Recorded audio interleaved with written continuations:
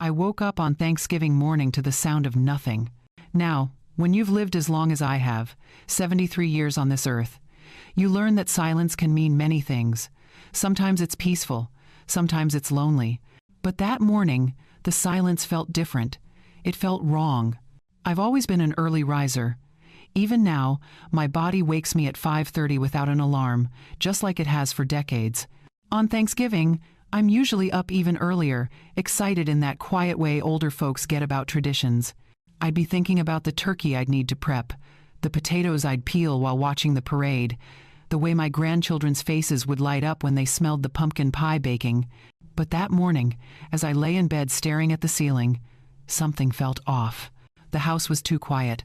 I sat up slowly, my knees protesting as they always do these days, and reached for my robe. The fabric was soft, worn from years of use, and it smelled faintly of the lavender sachets I keep in my drawers. I shuffled toward my bedroom door and paused, listening. Nothing. No sound of little feet running down the hallway. No cartoons playing on the television. No smell of coffee brewing, which was strange because my son Michael always made the first pot.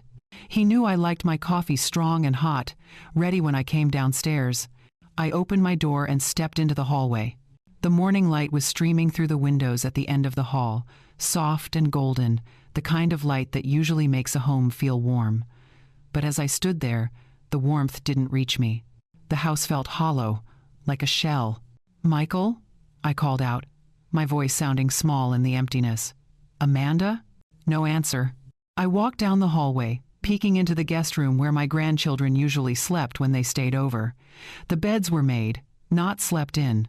The stuffed animals they always brought were gone. My heart started to beat a little faster. Not from panic yet, just confusion. Maybe they went out early, I told myself. Maybe Michael wanted to get to the store before the crowds, or maybe Amanda took the kids to see the parade preparations downtown. Yes, that had to be it. I made my way downstairs, holding onto the railing like I always do. The stairs in this house are steep, and I'm careful these days. As I descended, I kept expecting to hear something, anything. A door opening, a voice calling out that they'd just stepped outside for a moment. But the house stayed silent. When I reached the kitchen, I stopped in the doorway. The counters were clean, too clean. Usually by Thanksgiving morning, there'd be mixing bowls sitting out, ingredients scattered around, evidence of the organized chaos that comes with preparing a big meal. Instead, everything was put away, spotless. I walked over to the coffee maker and touched it. Cold. That's when my eyes caught the driveway through the kitchen window. I moved closer, pressing my palm against the cool glass, and looked out. Both cars were gone. Michael's truck, the one I'd helped him with the down payment on 2 years ago. Amanda's SUV, the one she'd insisted she needed for the kids. Both spaces empty, just oil stains on the concrete where they usually parked. Before we go any further, let me ask you something. I'd love to know where you're watching this from and what time it is where you are. Drop a comment below and let me know. Are you listening to this while cooking your own Thanksgiving meal? Or maybe you're winding down after a long day? And if this story is speaking to you, please hit that like button and subscribe. I share these stories because I believe we all need to hear each other's truths, and your support means the world to me. Now, let me continue. I turned away from the window, my mind trying to make sense of what I was seeing. There had to be an explanation. Michael wouldn't just leave without telling me. We'd talked about today just yesterday. He'd asked me what time I wanted to start cooking, whether I needed him to pick up anything from the store. And then I saw it. A piece of paper on the counter, folded neatly and held down by the little turkey-shaped magnet I'd bought at a craft fair years ago. My hands felt strangely steady as I picked it up and unfolded it. The handwriting was Amanda's. Neat, slightly slanted, the kind of handwriting that always looked effortless. I read the words once, then again. Then a third time, as if reading them more carefully would change what they said. "Mom, please don't worry. We decided to spend Thanksgiving in Hawaii this year. You wouldn't have liked the flight, so we thought it best to let you rest at home. Back in a week. Love, Amanda." I stood there holding that note, and the strangest thing happened. I didn't cry. I thought I would. I thought I'd feel my throat close up, my eyes burn, my chest tighten with that awful pressure that comes right before tears. But none of that came. Instead, I felt very, very calm. I read the note one more time, focusing on specific words. We decided. Not, we wanted to ask you. Not, we hoped you'd understand. Just, we decided. And that part about the flight, you wouldn't have liked the flight, as if they knew what I would or wouldn't like. As if my comfort was the reason they'd left me behind, and not something else entirely. I set the note back on the counter, smoothing it out carefully, and walked over to the coffee maker. My hands moved automatically, measuring grounds, pouring water, pressing the button. The machine gurgled to life, and I stood there watching it drip, drip, drip into the pot. The clock on the wall ticked steadily. 6:15 in the morning. On Thanksgiving Day. I poured myself a cup when it was ready, added cream the way I like it, and carried it over to the kitchen table. I sat down in my usual chair, the one facing the window where I could see the bird feeder in the backyard. A cardinal landed on it as I watched, bright red against the pale morning sky. It pecked at the seeds for a moment, then flew away. I sipped my coffee slowly, letting the warmth spread through me. And for the first time in a very long time, I let myself think clearly. Really, truly, clearly. Not about what I should feel, or what a good mother would do, or how I should react to keep the peace. Just what was actually true. And the truth was this. I was sitting alone in a house on Thanksgiving morning, drinking coffee I'd made myself after my son and his family had flown to Hawaii without telling me. They'd left a note, not made a phone call, not invited me, not even had the decency to tell me to my face. A note. I set my coffee cup down and looked around the kitchen. At the refrigerator I'd bought when they said their old one wasn't big enough. At the new curtains I'd sewn because Amanda wanted something more modern. At the table where I'd shared hundreds of meals, always making sure everyone else had seconds before I took any for myself. And sitting there in that silent house, with that note on the counter and an empty driveway outside, something inside me shifted. I didn't cry. I just started thinking. Sitting there with my coffee, my mind drifted back. Not to escape what had just happened, but to understand how I'd arrived at this moment. It started 3 years ago, when my husband Harold passed away. We'd been married for 48 years. He went peacefully in his sleep, which everyone said was a blessing, and maybe it was. But peaceful or not, losing him left a hole in my life that I didn't know how to fill. Our little house, the one we'd bought when Michael was just a baby, suddenly felt too big and too empty all at once. I remember standing in our bedroom a few weeks after the funeral, looking at Harold's side of the closet. His shirts still hung there, pressed and waiting. I couldn't bring myself to touch them yet. That's when Michael showed up. He'd been checking on me regularly, calling every day, stopping by with groceries I hadn't asked for. At first, I was grateful. It felt good to know someone cared, that I wasn't completely alone in the world. One evening, he sat me down at my kitchen table, the same table where Harold and I had shared thousands of meals. "Mom," he said, his voice gentle, concerned. "I've been thinking, you shouldn't be alone right now. It's not healthy." I told him I was managing just fine, and I was. Grief is hard, but I'd learned over the years that being alone and being lonely are two different things. But Michael persisted. "Amanda and I have been talking. We have that extra room downstairs. The kids would love having you closer. And honestly, Mom, we could use your help. Amanda's working full-time now, and daycare is so expensive." The way he said it made it sound like we'd both be helping each other. Like it was a partnership. "You could stay in your house," he continued, "but wouldn't it be nice to wake up to the sound of the grandkids, to have family around?" When he put it that way, how could I say no? I thought about those quiet mornings in my empty house, making coffee for one, eating dinner alone while the television hummed in the background. The idea of being surrounded by life again, by laughter and noise and purpose, felt like exactly what I needed.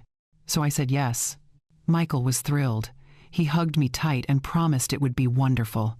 "We're going to take such good care of you, Mom." What he didn't mention right away was that he needed help with the down payment on a bigger house. The one they were renting was too small, he explained, but if we pooled our resources, we could get something really nice. Something with room for everyone. I had the money. Harold had been careful with our savings, and the life insurance policy had been generous. Michael said I could think of it as an investment in our family's future. I wrote the check without hesitation. Looking back now, I can see how it all unfolded. But at the time, I was just a widow who wanted to feel needed again.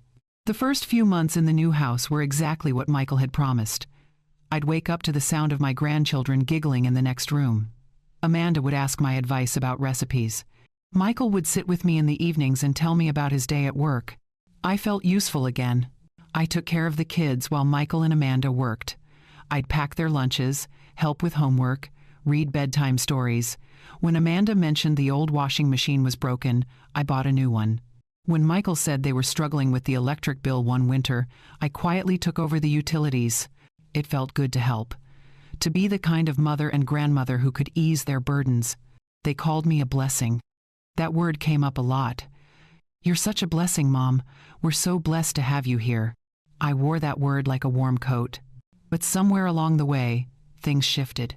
It happened so gradually that I didn't notice at first. The requests for help became expectations. The gratitude became assumptions.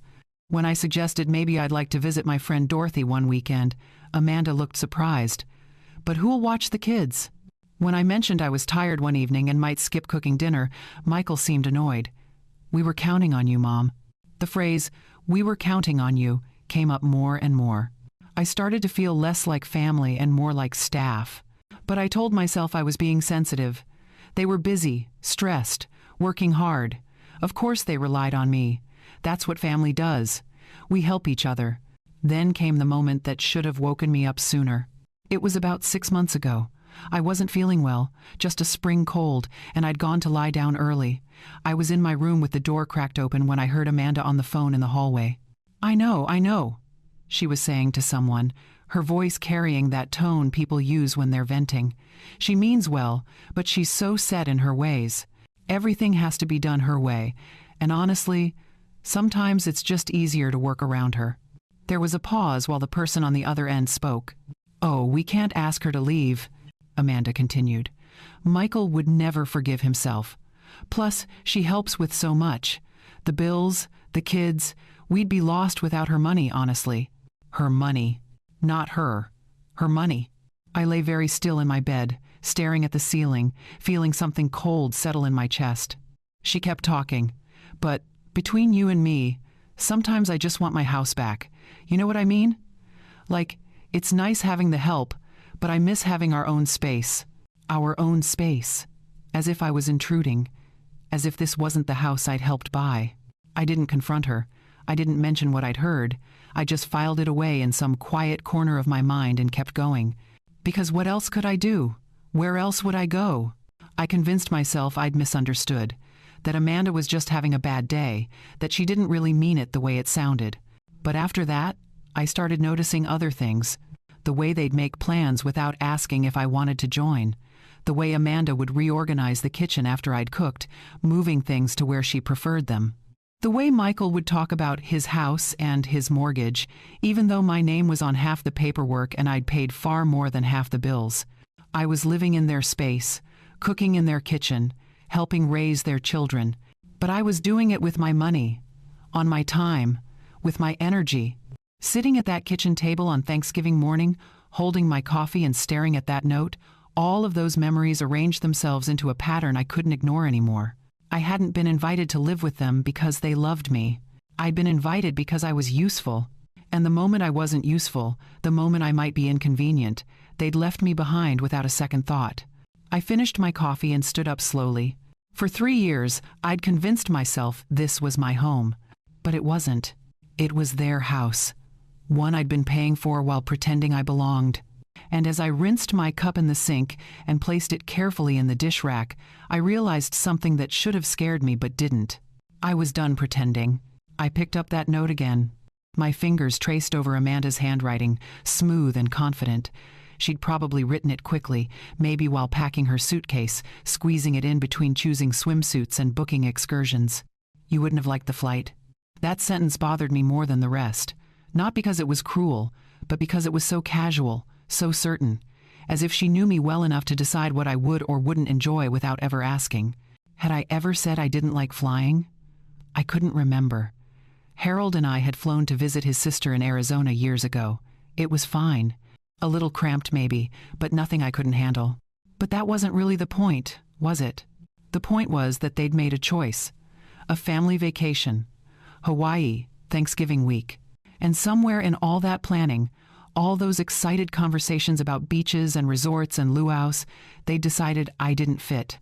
I folded the note and set it down. My hands felt steady. My mind felt clear. I walked through the living room slowly, my slippers shuffling against the hardwood floor I'd paid to have refinished last year. The morning light was stronger now, pouring through the windows and illuminating everything with that particular brightness that makes dust particles visible in the air. I stopped in front of the television, 65 inches, mounted on the wall. Michael had wanted it for the Super Bowl 2 years ago. Amanda had thought it was too big, too extravagant. But when I offered to buy it as a Christmas gift, suddenly it was perfect. I ran my hand along the back of the sofa. Cream-colored, modern, the kind with clean lines and firm cushions that look beautiful but aren't particularly comfortable. Amanda had seen it in a catalog and fallen in love. $3,000. I'd paid for it without blinking. The coffee table, the end tables, the lamps, the bookshelf, all mine. I moved into the kitchen, opening cabinets one by one. The dishes, the glasses, the set of copper pots Amanda had admired at a kitchen store. I'd bought those for her birthday, watching her face light up as she opened the box. The refrigerator hummed beside me.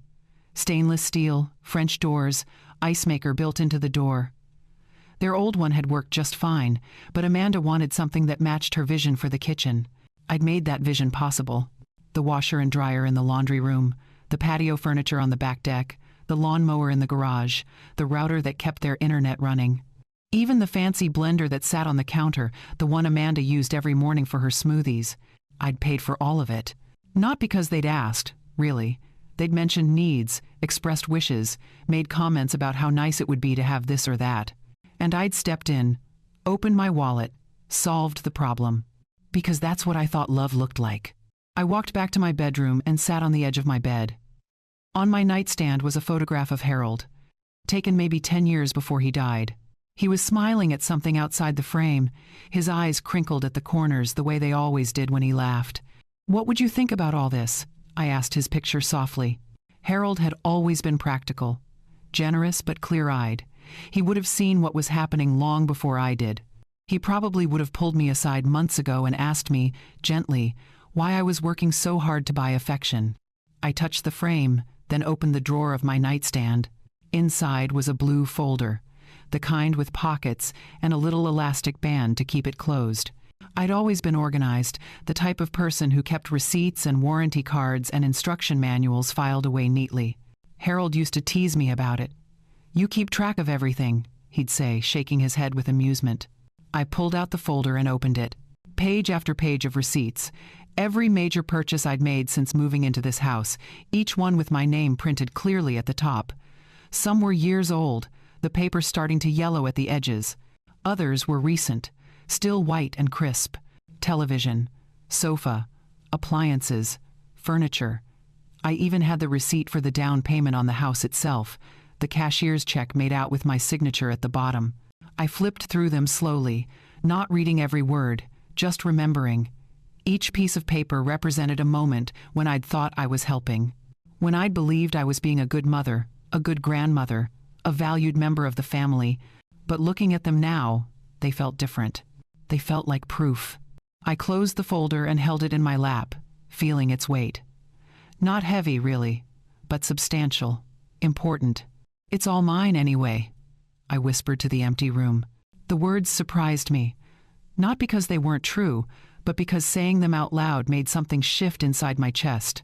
Something that had been tight for a very long time loosened just a fraction. I stood up and walked to my closet, pulling out my phone from where I'd left it charging overnight. I didn't use it much, mostly just to call Dorothy or check the weather. But I knew how to look things up when I needed to. I typed slowly, my fingers not quite used to the small keyboard. Moving company near me. Several results appeared. I scrolled through them, reading reviews, looking at ratings. One had particularly good comments. "Family owned," people said. professional, respectful. I tapped the phone number. It rang 3 times before someone answered. A man's voice, friendly and alert despite the early hour. "Good morning, Prestige Moving Services. How can I help you?" I took a breath. "Good morning. I need to schedule a move. Tomorrow, if possible." There was a brief pause. "Tomorrow?" "That's Thanksgiving, ma'am. We do work holidays, but there's an additional fee." "That's fine," I said, my voice calm and certain. "I can pay whatever it costs." "All right then." I could hear him clicking on a keyboard. "Can I get your name and address?" I gave him the information, speaking clearly, taking my time. "And how much are we moving? Full house or just a few items?" I looked around my bedroom, then thought of the living room, the kitchen, the garage. "Quite a bit," I said. "I'll have a list ready for you when you arrive." "Perfect. We can have a crew there by 8 in the morning. Does that work?" "That works beautifully," I said. We finished the details, and I hung up. The house was still quiet around me, but the silence felt different now. Not empty, not sad, just waiting. I walked to my desk and pulled out a notepad and pen. At the top of the first page, I wrote, "Items to move." Then I started writing. Every single thing I'd ever paid for. I sat at my desk for the rest of that morning, the blue folder open beside me, my pen moving steadily across the paper. It's funny how much you can forget when you're not paying attention. But when you sit down and really look, really remember, it all comes back. The television came first on my list. That was easy. I could picture Michael's face when I told him I wanted to get it for Christmas. He'd tried to protest, said it was too much, but his eyes had lit up in a way that told me he wanted it desperately. Next, the sofa set. I remembered the day Amanda and I went shopping for it. She'd walked through that furniture store like a woman on a mission, pointing at different pieces, sitting on them, testing them.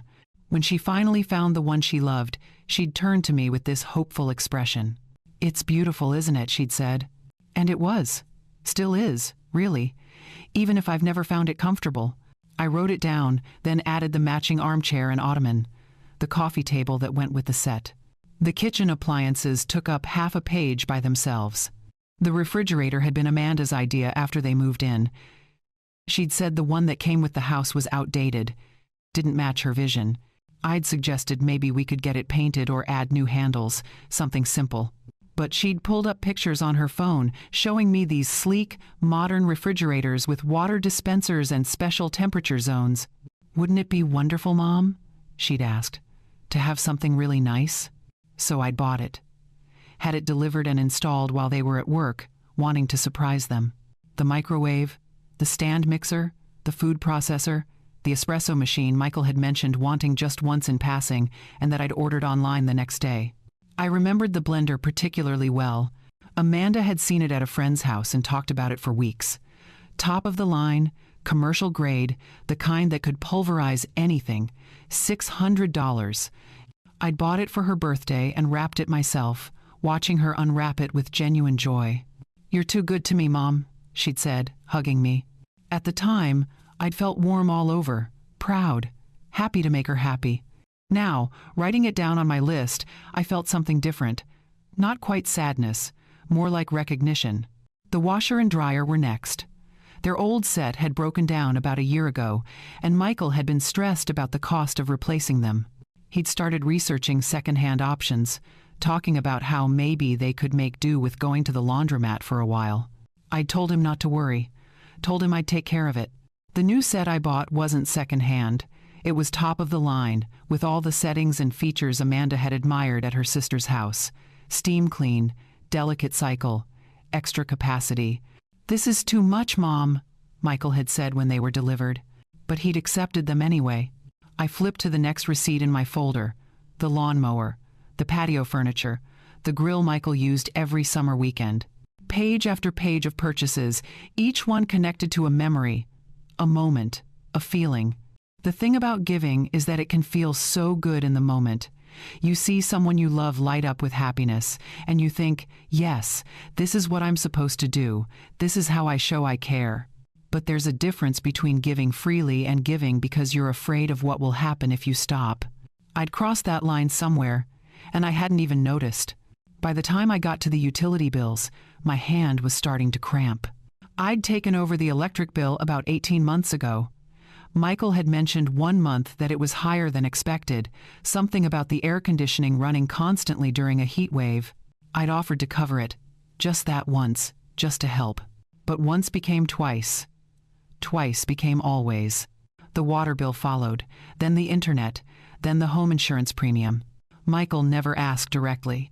He'd just mention, casually, that money was tight, that things were expensive, that they were doing their best, but sometimes it was hard. And I'd step in. Every time. I looked at my list, now covering 3 full pages in my neat handwriting. Each line represented money I'd spent. Yes, but more than that, it represented a piece of myself I'd given away while believing I was building something. A family, a home, a place where I mattered. I set down my pen and flexed my fingers, looking at the blue folder with its diminishing stack of receipts still to go through. But I had enough, more than enough. The afternoon sun was slanting through my bedroom window now, warm and golden. I checked the time, 2:30. I'd been at this for hours. My stomach rumbled quietly, reminding me I hadn't eaten anything since that early cup of coffee. I gathered my papers, tucked them back into the folder along with the receipts, and stood up. My knees protested, stiff from sitting so long, but I made my way downstairs. The kitchen felt different now. Not sad, not angry, just neutral. A space I was moving through, rather than living in. I opened the pantry and scanned the shelves. Amanda kept it well organized, everything labeled and arranged by category. My eyes landed on a can of pumpkin puree, pushed toward the back. Pumpkin pie. My favorite. I'd planned to make 3 of them today. 1 for dinner, 1 for Michael to take to work next week, 1 to send home with my grandchildren. That had been the plan back when I thought I'd be spending today surrounded by family. Now, I decided I'd make just 1. A small one. For me. I pulled out the ingredients, setting them on the counter one by one. Flour, sugar, eggs, cream. The spices, cinnamon and nutmeg and ginger, their containers worn from years of use. My hands moved through the familiar motions, mixing the dough, rolling it out, pressing it into the pie tin. The filling came together easily, smooth and fragrant. As I slid the pie into the oven and set the timer, the kitchen filled with the scent of baking spices, rich and comforting and entirely mine. I poured myself a glass of water and sat at the table, watching through the oven door as the pie began to set, its edges turning golden. For the first time in 3 years, I was cooking just for myself. Not thinking about whether Michael would want seconds, or if Amanda preferred less cinnamon, or if the grandkids would eat their vegetables if I promised them dessert. Just me, my pie, my kitchen, my choice. When the timer went off, I pulled the pie out and set it on the cooling rack. It looked perfect, the filling set just right, the crust flaky and golden brown. I didn't wait for it to cool completely. I cut myself a generous slice, plated it, and carried it to the table. The first bite was still warm, melting on my tongue with all those familiar flavors, sweet and spiced and perfect. I ate slowly, savoring every bite, and when I was done, I felt full in a way I hadn't in a long time. Not just my stomach, something deeper. That night, I slept soundly. No tossing, no waking at odd hours, no lying in the dark wondering if I'd done enough, been enough, given enough. Just deep, peaceful sleep. Because tomorrow, everything was going to change. I woke up Friday morning at 5:30, just like always. But unlike every other morning in this house, I felt energized, ready. I showered, dressed in comfortable clothes, and went downstairs to make breakfast. A proper one. Scrambled eggs, toast, a fresh pot of coffee. While I ate, I reviewed my list one more time, checking it against the receipts still spread across the table. Everything was in order. At 7:30, I heard the truck pull into the driveway. I looked out the window and saw a large white moving van with blue lettering on the side. 3 men climbed out, all young, probably in their 20s or 30s. They wore matching blue shirts and work gloves. I'd made cookies the night before, after my pie. Chocolate chip, because they're easy and everyone likes them. I arranged them on a plate and put on a fresh pot of coffee, then opened the front door before they could knock. "Good morning," I said, smiling warmly. You must be from Prestige Moving. The tallest one, with sandy hair and a kind face, stepped forward. Yes, ma'am. I'm Jason. This is Marcus and Tyler. We're here for your move. Wonderful. Please come in. I've made coffee and cookies. You'll need your energy today. They exchanged glances, probably surprised to be greeted with refreshments at 8 in the morning on Thanksgiving. But they followed me inside, wiping their feet carefully on the mat. This is very kind of you, Jason said, accepting a cup of coffee. Most people are usually stressed on moving day. Oh, I'm not stressed at all, I said pleasantly. I've been planning this very carefully. Tyler, the youngest with freckles scattered across his nose, took a cookie and bit into it. His eyes widened. These are really good, ma'am. Thank you, dear. My late husband always said my chocolate chip cookies were the best he'd ever tasted. I set down the plate and picked up my folder.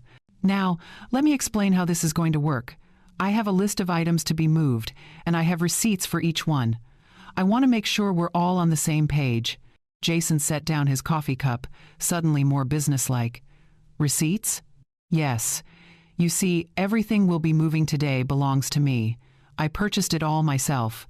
I just want to be thorough, so there's no confusion. I handed him the list, and he scanned it, his eyebrows rising slightly as he read. This is quite a lot of furniture and appliances. I know. I've been generous over the years. I smiled softly. But now it's time for these things to come with me to my new place. Marcus, who had been quiet until now, looked around the living room. So we're taking the TV, the couch, the tables, everything in here? Everything on the list, I confirmed. Would you like to see the receipts as we go? I find it helps to be organized. Jason looked at me for a long moment, and I could see the wheels turning in his head. He was smart enough to understand that this wasn't a typical moving job. But I'd been nothing but polite, had all my documentation ready, and was clearly in complete control of the situation. That won't be necessary, ma'am, he said finally. If you say it's yours, that's good enough for us. We just move what you tell us to move. Perfect. Let's start with the living room, shall we? They got to work, and I settled into the one chair I wasn't taking, watching them with my folder in my lap. Jason directed the other two with quiet efficiency. They wrapped the television carefully in blankets, securing it with tape. Tyler disconnected all the cables, coiling them neatly. Marcus helped lift the TV onto a dolly, and together they wheeled it out to the truck. Next came the sofa. It took all three of them to maneuver it through the doorway, tilting it at angles, communicating in that shorthand way people develop when they work together regularly. On 3, 1, 2, 3. I watched them work, occasionally checking items off my list. Each piece of furniture that disappeared through that door felt like taking a breath after holding it too long. The coffee table, the end tables, the lamps, the bookshelf with all of Amanda's decorating books still on it. I'd bought the bookshelf. The books could stay. By 9:30, the living room was empty, except for the chair I sat in. The space looked bigger somehow, the walls bare where frames had hung, the floor marked with indentations where furniture legs had rested. Sunlight streamed through the windows, illuminating dust particles floating in the air, making patterns on the hardwood floor. Kitchen next? Jason asked, wiping sweat from his forehead despite the cool morning. Yes, please. The refrigerator, microwave, and all the small appliances on the counter. Oh, and there's a stand mixer in the pantry. Tyler's eyes widened when he opened the refrigerator and saw how full it was. Ma'am, there's a lot of food in here. I know. Just leave it on the counter. They'll have to deal with that themselves.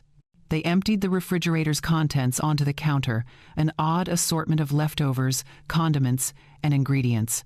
Then they disconnected it and wheeled it out, leaving a dark rectangular space where it had stood. Marcus unplugged the microwave, the espresso machine, the blender. Each appliance joined its companions in the truck.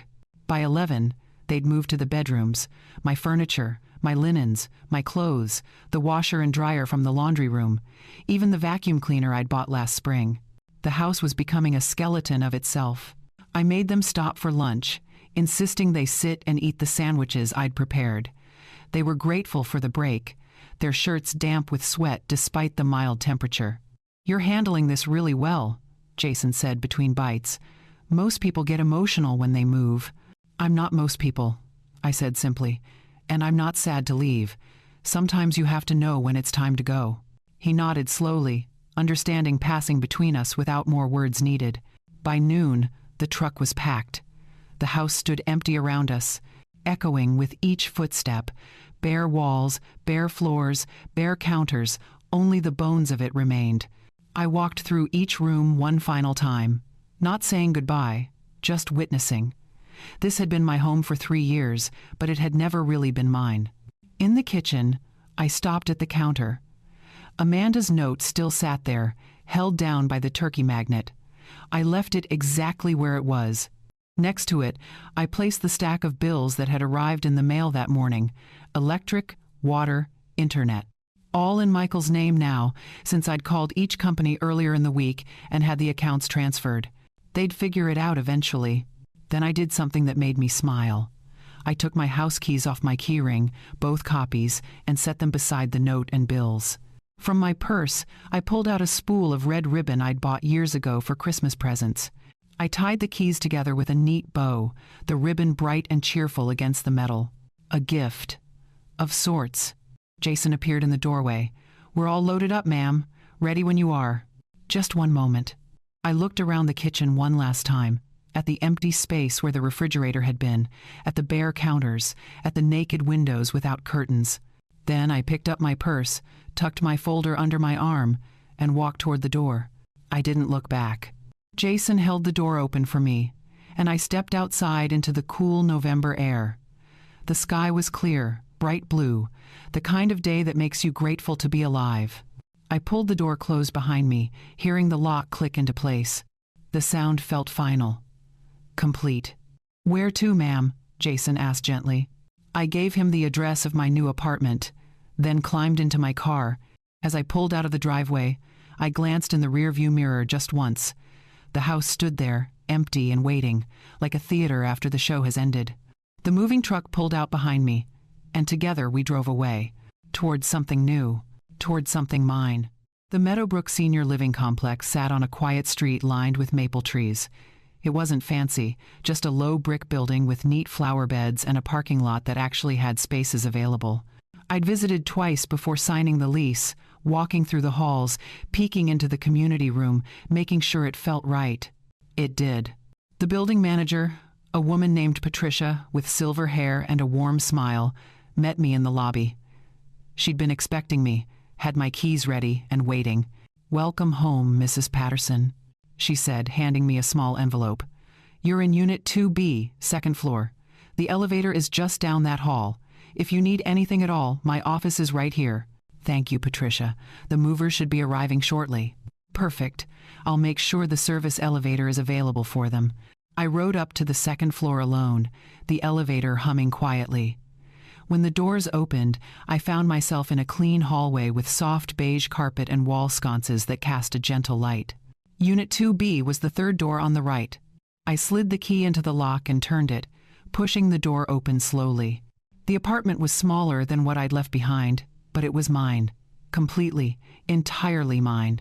Sunlight poured through the windows in the living room, illuminating honey-colored wood floors. The kitchen was compact but functional, with white cabinets and newer appliances. There was one bedroom, one bathroom, and a little balcony that overlooked the courtyard below. I walked through it slowly, opening cabinets, testing the faucet, standing on the balcony and breathing in the cool air. It smelled like fresh paint and possibility. The movers arrived 20 minutes later, and I directed them where to place everything. The television went against the living room wall. The sofa faced it, with the end tables on either side. My bed in the bedroom, my dresser against the opposite wall. Everything fit perfectly, like pieces of a puzzle finally in their right places. Jason and his crew worked quickly, and by mid-afternoon, the truck was empty and my apartment was full. "You need anything else, ma'am?" Jason asked as they prepared to leave. "No, dear. You've all been wonderful. Thank you." I tipped them generously, pressing cash into each of their hands despite their protests. They'd earned it, and more than that, they'd been kind. In my experience, kindness deserves to be rewarded. After they left, I stood in the center of my living room and just breathed. Silence surrounded me, but it was different from the silence in that house yesterday morning. This wasn't absence. This was peace. I started unpacking slowly, taking my time. I hung Harold's photograph on the wall beside my television, right where I could see it from the sofa. In the picture, he was laughing at something, his eyes bright with joy. It had been taken at our 40th anniversary party, just 2 years before he passed. "Well, Harold," I said softly to the picture, "we're starting fresh. What do you think?" Of course he didn't answer, but I liked to think he'd be proud. I unpacked my dishes next, arranging them in the kitchen cabinets. My good china, the everyday plates, the mugs I'd collected over the years. Each one had a story, a memory attached to it. The teapot Harold had given me for our 25th anniversary went on the counter where I could see it every morning. It was white porcelain with delicate blue flowers painted on the sides, and even though I rarely used it, I loved looking at it. Around 4 in the afternoon, I heard a knock on my door. I opened it to find an older woman standing there, probably around my age, with short white curls and bright blue eyes behind wire-rimmed glasses. She held a covered dish in her hands. "Hello," she said cheerfully. "I'm Ruth from 2D down the hall. Patricia mentioned you were moving in today, and I thought you might appreciate something for dinner. Moving is exhausting." I felt my throat tighten unexpectedly at the kindness. "That's so thoughtful. Please, come in." She stepped inside, looking around approvingly. "Oh, you've already got it feeling like home. That's a talent." "Thank you. Would you like some coffee? I just made a fresh pot." "I'd love some." We sat at my small kitchen table, and Ruth told me about the building. How the residents had a book club on Tuesdays. How there was a garden plot out back if I wanted to grow vegetables. How movie night in the community room was surprisingly well attended. "It's a good group of people here," she said. "We look out for each other. But everyone respects privacy too, you know? It's a nice balance." "That sounds perfect." She stayed for half an hour, and by the time she left, I felt like I'd made my first friend. That evening, I heated up the casserole Ruth had brought. It was chicken and rice, simple but delicious, seasoned just right. I ate it on my new sofa, watching the sun set through my window. The sky turned orange, then pink, then purple, colors bleeding into each other like watercolor paint. I could hear faint sounds from other apartments, televisions playing, someone's laughter, the ordinary sounds of people living their lives. But in my space, everything was quiet. I washed my dish, dried it, put it away. Then I made myself a cup of tea in Harold's teapot, carrying it to the balcony. The courtyard below was peaceful. A few benches arranged around a small fountain. Christmas lights had been strung in the trees, though they weren't turned on yet. The air was cool but not cold, perfect for sitting outside with something warm to drink. I sipped my tea and watched the stars begin to appear in the darkening sky. My phone, which I'd left on the kitchen counter, began to buzz. I heard it through the open balcony door, a persistent vibration against the countertop. Once, twice, 3 times. Then it stopped. Then it started again.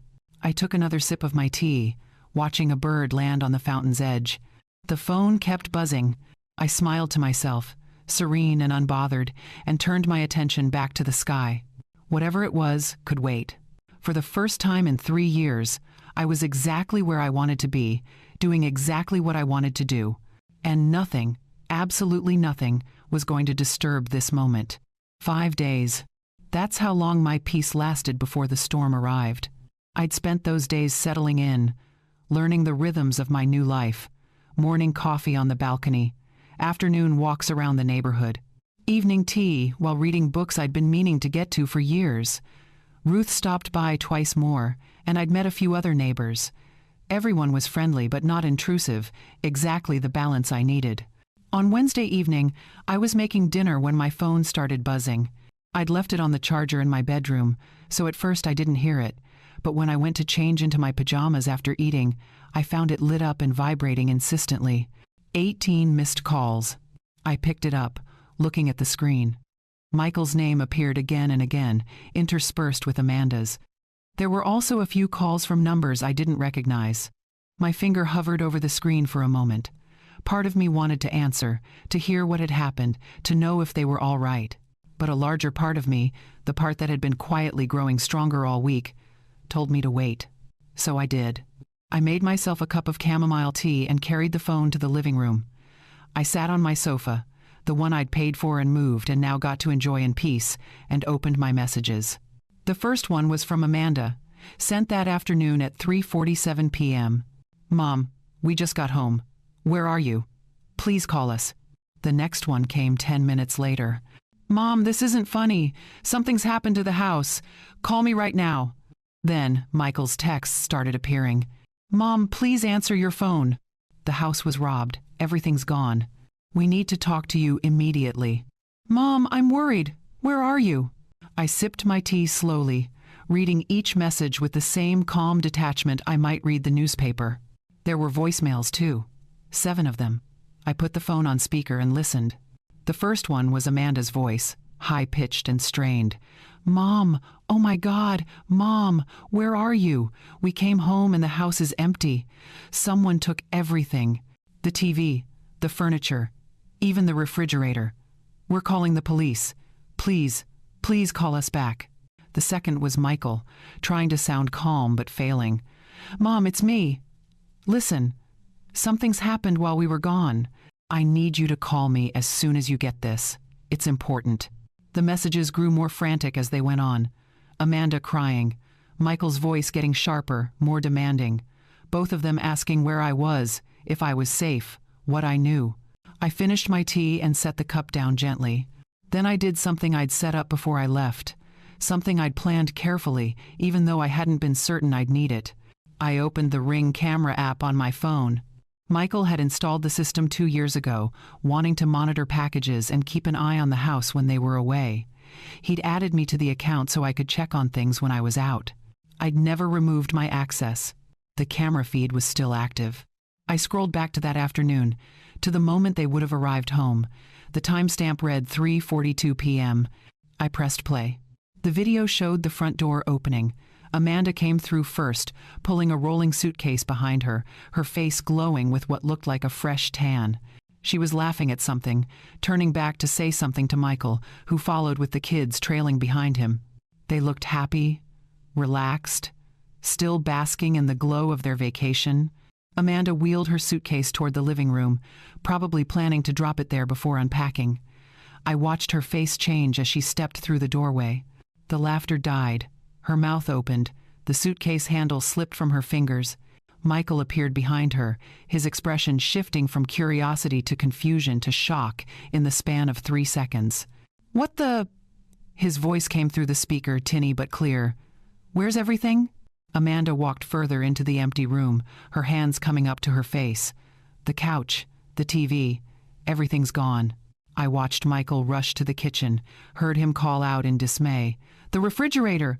Amanda, they took the refrigerator!" The children, sensing their parents' panic, started crying. The youngest clutched Amanda's leg while the older one asked what was happening over and over.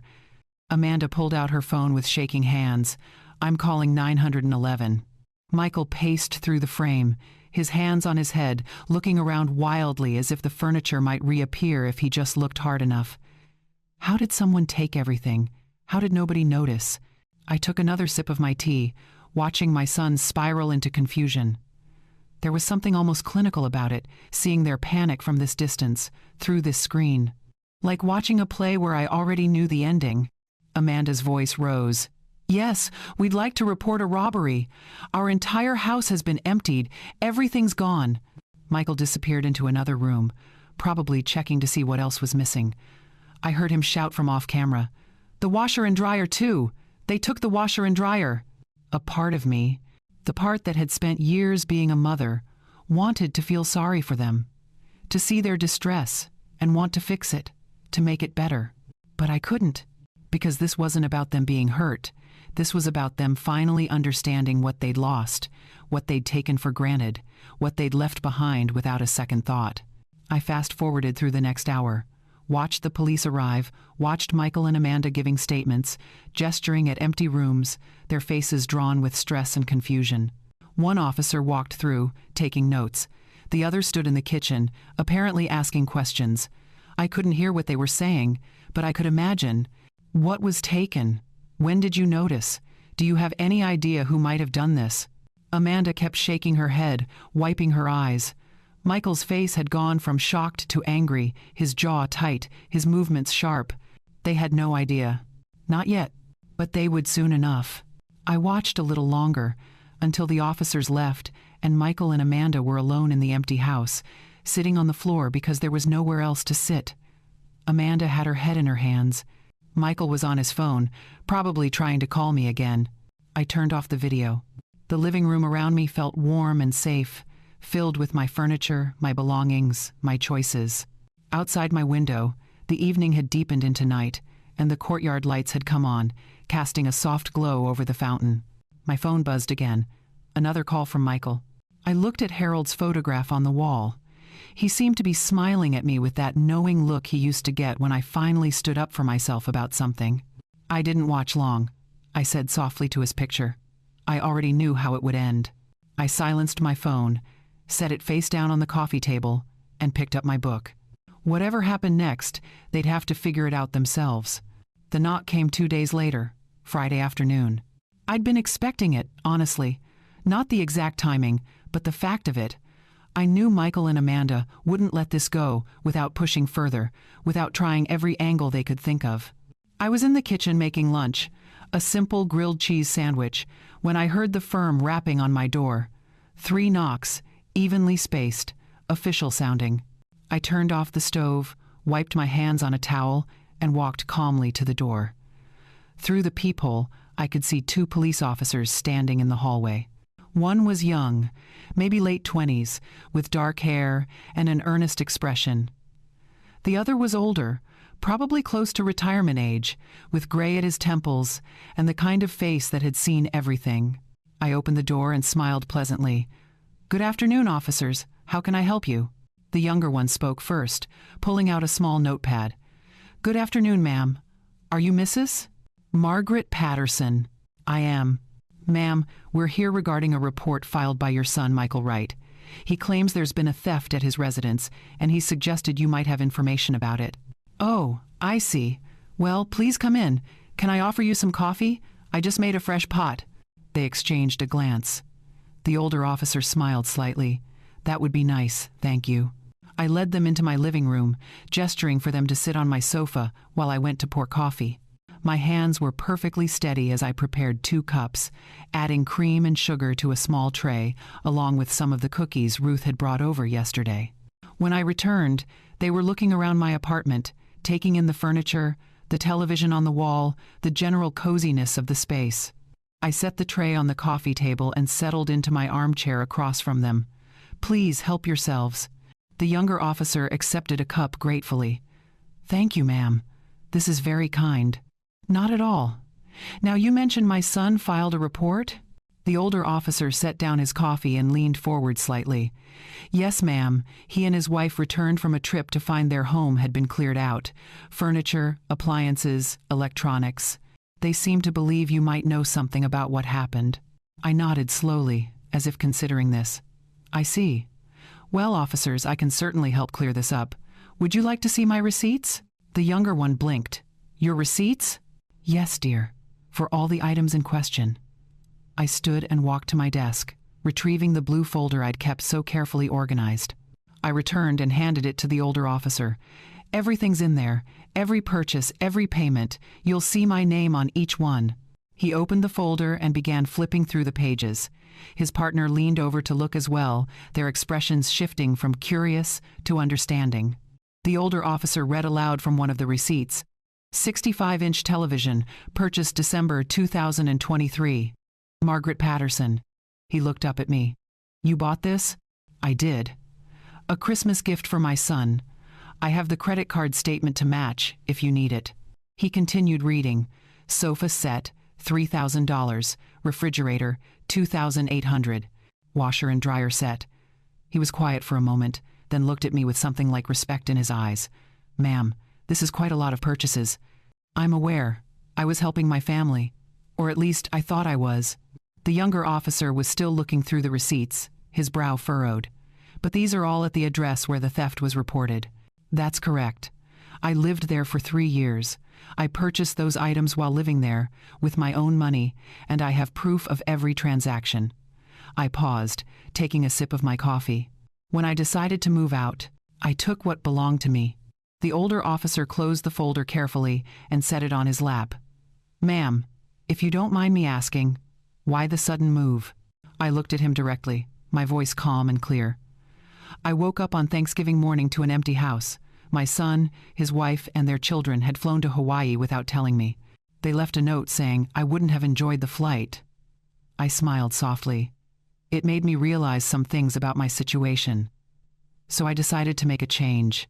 The younger officer's expression softened. "They left you alone on Thanksgiving?" "They did." There was a moment of silence. The older officer picked up his coffee and took a long drink, then set it down with a sigh. "Mrs. Patterson," he said gently, "I don't see any crime here. Everything in this folder shows you legally purchased these items. You have every right to take your own property." "That's what I thought, but I wanted to be sure. I didn't want any misunderstandings." The younger one was still processing. "But your son thinks his house was robbed." "I imagine he does, but I didn't rob anyone. I simply removed my belongings from a home I was no longer living in." I gestured around my apartment. "As you can see, everything's here in my new place, where it belongs." The older officer stood, and his partner followed suit. "Well, ma'am, I think we have everything we need. Your documentation is thorough." He handed the folder back to me. "I appreciate the coffee and your time." "Of course. I'm sorry you had to make the trip for something that turned out to be a family matter rather than a criminal one. It happens more often than you'd think." He pulled out a business card and set it on the coffee table. "If you have any trouble, any harassment from your family about this, you call me directly, all right?" "Thank you, officer. That's very kind." I walked them to the door. As they stepped into the hallway, I could hear voices coming from the elevator area. Raised voices, growing louder. Michael and Amanda. They must have followed the police here. The elevator doors opened and they rushed out, spotting the officers immediately. Amanda's face was red, her voice sharp. "Officers, did you talk to her? Did she tell you what she did?" Michael was right behind her, his expression dark. "She stole from us. She emptied our entire house." The older officer held up his hand calmly. "Mr. Wright, Mrs. Wright, we've reviewed the situation. Your mother has receipts proving she purchased everything that was removed from your home. She broke no laws." Amanda's mouth fell open. "But that's our furniture, our appliances." "Actually, ma'am, legally, they belong to whoever purchased them. Your mother purchased them. They're hers." Michael shook his head violently. "That can't be right. This is our house. She can't just take everything." "Sir, ownership of property is determined by who paid for it. Your mother has extensive documentation. There's nothing criminal here." I stood in my doorway, watching this exchange with quiet composure. Amanda's eyes found mine, filled with fury and disbelief. Michael looked like he wanted to say something but couldn't find the words. The younger officer spoke up. "Folks, I suggest you try to work this out as a family, but from a legal standpoint, the case is closed." The officers moved toward the elevator, leaving Michael and Amanda standing in the hallway, staring at me. For a long moment, nobody spoke. Then I stepped back into my apartment. "I hope you enjoyed Hawaii," I said softly, and I closed the door. The letter arrived 3 weeks later, delivered by certified mail. I signed for it at the door, thanking the postal worker, and carried it inside. The envelope was official-looking, with the county courthouse address in the corner. I set it on my kitchen table and made myself tea before opening it. Inside was a summons to small claims court. Michael and Amanda were suing me for emotional damages, claiming my actions had caused them undue stress and financial hardship. The amount they were seeking was $12,000. I read the document twice, then set it down beside my teacup. Ruth knocked on my door an hour later, catching me as I was watering the plants I'd placed on my balcony. "You look troubled," she said when I let her in. "Everything all right?"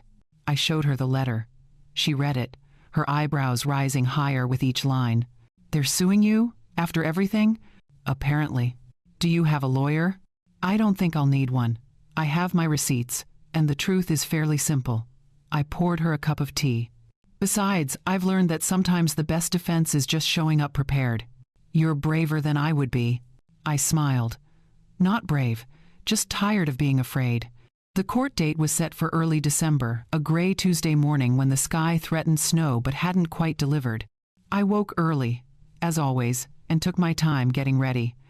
I chose my nicest coat, the charcoal one with pearl buttons that Harold had always said made me look distinguished. A simple dress underneath, comfortable shoes, my small purse with the blue folder tucked safely inside. When I looked in the mirror, I saw a woman who was calm, ready, not angry, not anxious, just certain. The courthouse was downtown, a brick building with tall windows and stone steps leading up to heavy wooden doors. I arrived 15 minutes early, checking in at the clerk's desk and finding my way to the correct courtroom. The hallway outside was busy with people waiting for their cases. Lawyers in dark suits shuffled papers. Nervous-looking individuals sat on benches, whispering to companions. The whole place smelled like floor polish and old wood. I found a bench near the door and sat down, folding my hands over my purse. 10 minutes later, Michael and Amanda arrived. Amanda wore a navy blue suit, her hair pulled back severely, makeup applied carefully. She looked like she'd dressed to impress, to appear professional and wronged. Michael wore slacks and a button-down shirt, his tie slightly crooked. His face was already flushed, whether from the cold outside or from anger. I couldn't tell. They saw me immediately. Amanda's jaw tightened. Michael looked away, focusing on the floor numbers above the elevator instead. They sat on the opposite side of the hallway, not speaking to me, barely speaking to each other. The tension between us was thick enough to feel, but I remained still, unbothered, my hands resting peacefully on my lap. When our case was called, we filed into the courtroom together but separately, like strangers who happened to be walking in the same direction. The room was smaller than I'd expected. Fluorescent lights hummed overhead. The judge's bench sat elevated at the front, the seal of the county mounted on the wall behind it. There were a few rows of seats for observers, mostly empty except for a couple of people waiting for cases after hours. The judge entered, and we all stood. He was a middle-aged man with graying hair and reading glasses perched on his nose. He settled into his seat and looked over the paperwork in front of him. Case number 4782, Wright versus Patterson. Let's proceed. Michael and Amanda approached the table on the left. I took my place at the table on the right. Mr. and Mrs. Wright, the judge said, looking at them over his glasses. You're the plaintiffs. Please state your case. Amanda spoke first, her voice tight but controlled. Your Honor, my mother-in-law removed property from our home without our knowledge or permission. While she claims she purchased these items, they were part of our household. We relied on them for daily living.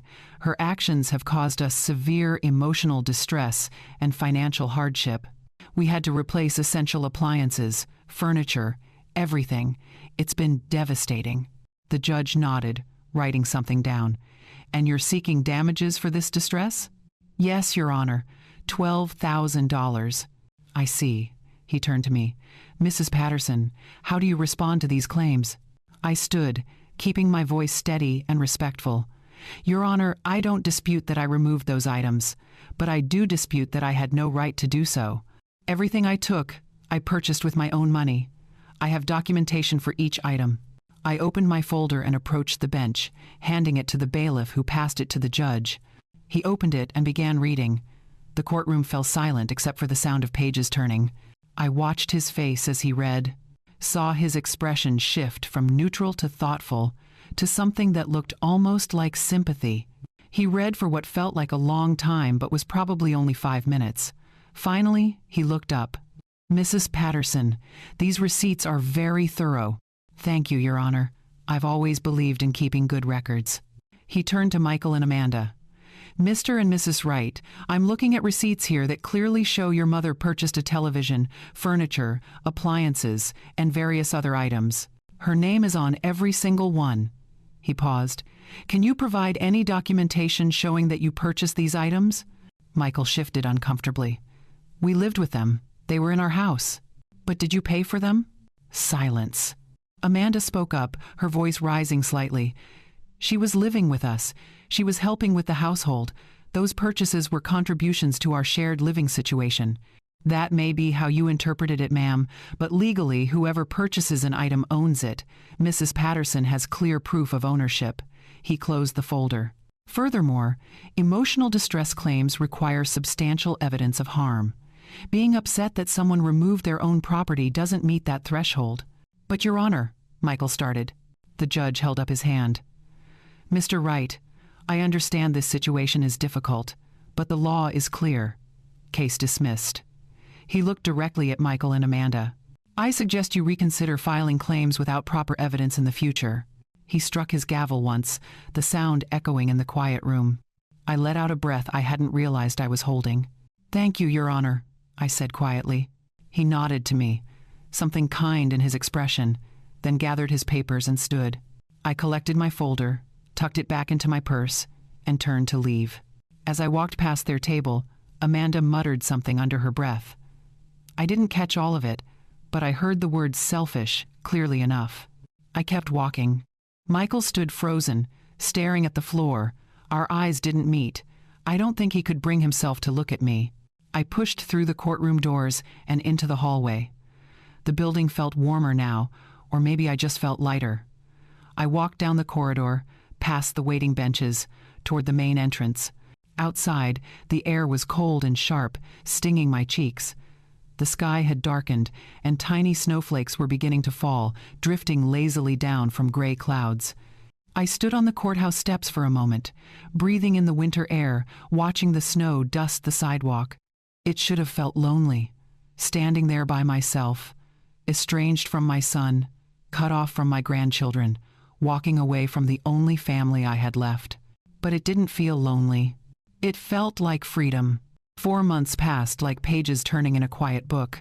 Winter settled over the city, then softened into early spring. The trees outside my apartment building budded green, then burst into full leaf. Life moved forward, gentle and steady, and I moved with it. I'd found my rhythm at Meadowbrook.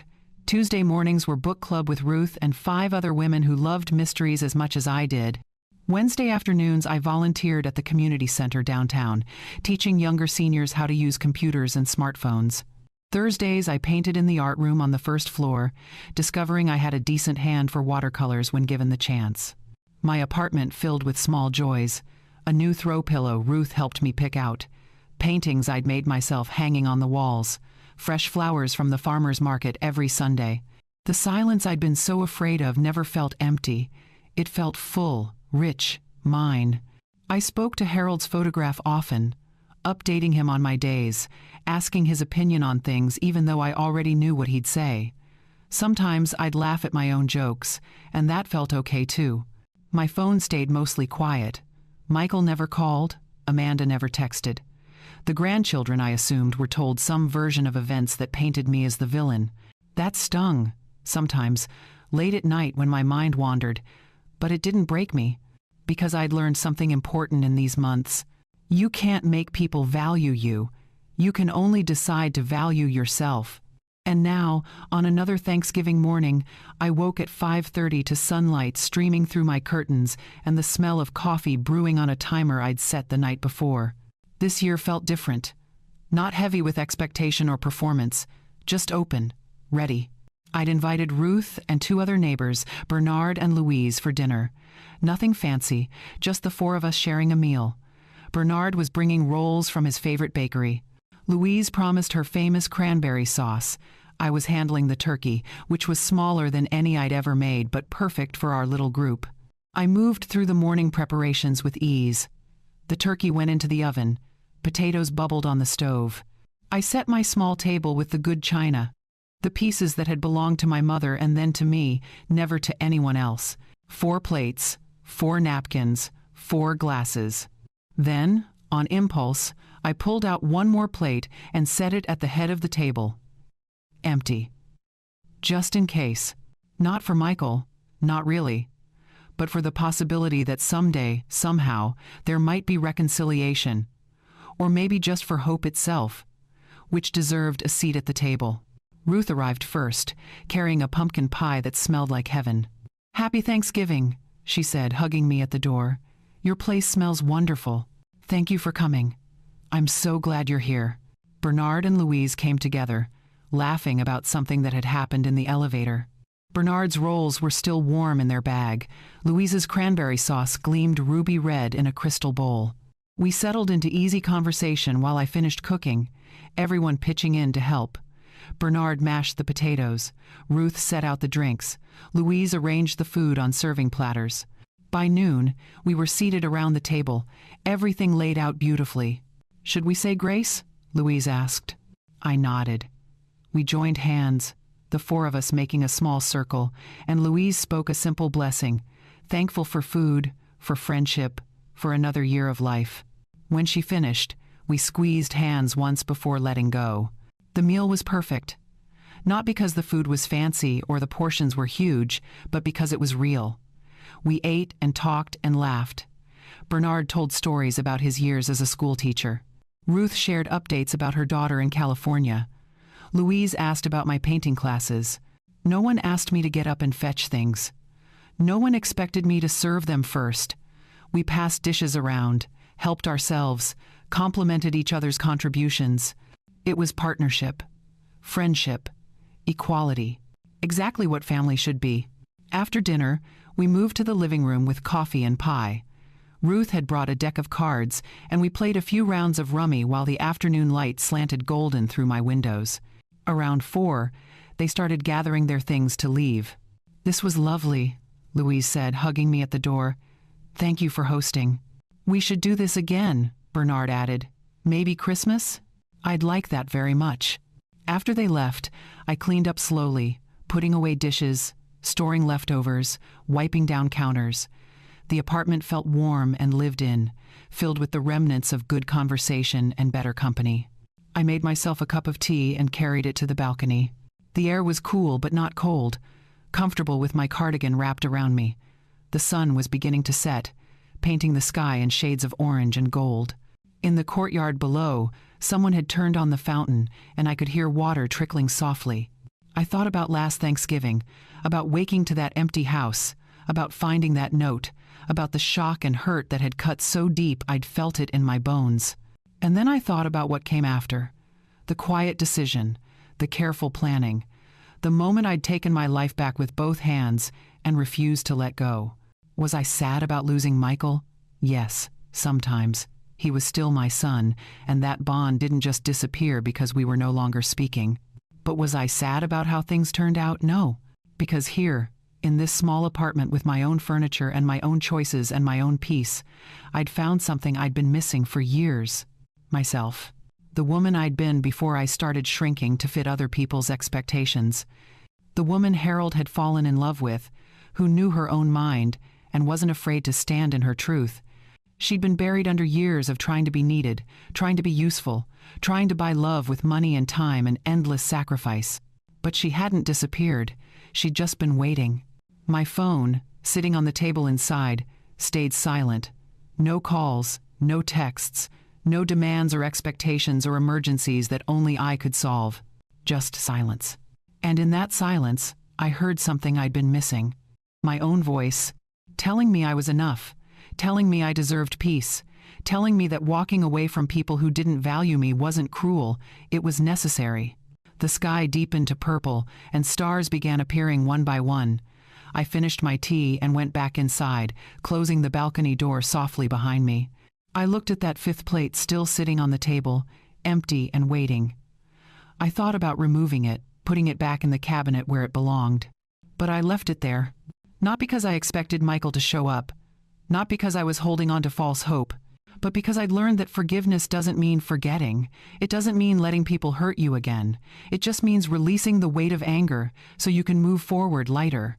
And I was lighter now. So much lighter. I washed the plate and put it away, along with the others. Then I turned off the lights, checked the locks, and headed to my bedroom. Before I got into bed, I stood in front of Harold's photograph one more time. "We did all right today," I told him softly. "I think you would have liked Bernard. He reminds me of you." In the photograph, Harold smiled his eternal smile.